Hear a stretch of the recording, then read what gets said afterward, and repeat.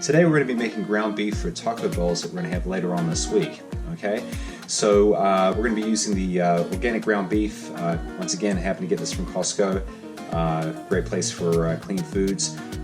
Using onion, jalapeno, some garlic, and your flavor is going to be coming from the ground cumin, some chili powder, and some smoked paprika, as well as a little bit of salt and pepper.